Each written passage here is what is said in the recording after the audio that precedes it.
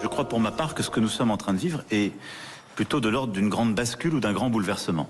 Nous vivons, et cela pas simplement depuis cet été, ces dernières années, au fond, la fin de ce qui pouvait apparaître comme une abondance. C'est aussi la fin des évidences. Et c'est, je dois le dire aussi, la fin pour qui en avait d'une forme d'insouciance. Un président face aux crises devant le gouvernement ce matin à l'Elysée. Emmanuel Macron, vous l'avez entendu, sans détour pour qualifier la période que la France, plus globalement, le monde traverse. Retrouvons tout de suite Arthur Delaborde dans la cour du palais présidentiel. Arthur, un discours de rentrée sonnant comme le véritable coup d'envoi du nouveau quinquennat.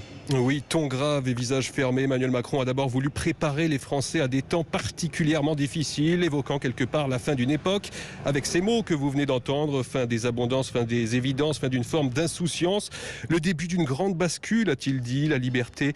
Les Français doivent accepter de payer le prix de la liberté, a-t-il dit.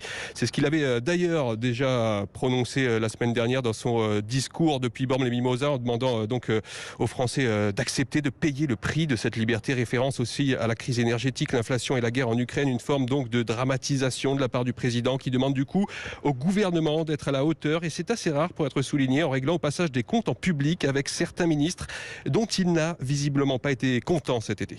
J'attends aussi sérieux et crédibilité face à de telles angoisses, parfois en tout cas de tels défis. Il est facile de promettre tout et n'importe quoi, parfois de dire tout et n'importe quoi. Ne cédons pas à ces tentations. Celles de la démagogie, elles fleurissent dans toutes les démocraties aujourd'hui. Dans un monde complexe qui fait peur, ça peut toujours sembler séduisant de dire ce que les gens veulent entendre. Emmanuel Macron qui ne cite pas de nom, mais on peut supposer qu'il vise notamment le ministre des Transports, Clément Beaune, et sa proposition pour encadrer les vols en jet privé.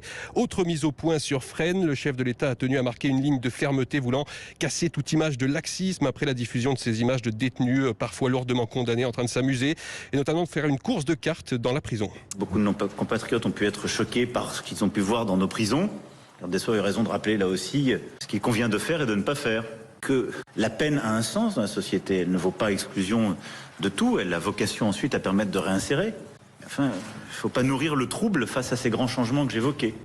Emmanuel Macron qui n'a pas véritablement voulu entrer dans le détail des mesures qu'il compte prendre, mais il a voulu insister sur deux dossiers, appelant de nouveau à la mobilisation générale pour la sobriété énergétique et la transition écologique. Enfin, le dossier de l'emploi avec notamment une réforme de l'assurance chômage très sensible qui va arriver vite sur la table du Conseil des ministres. Merci Arthur Delaborde à l'Elysée pour Europe 1.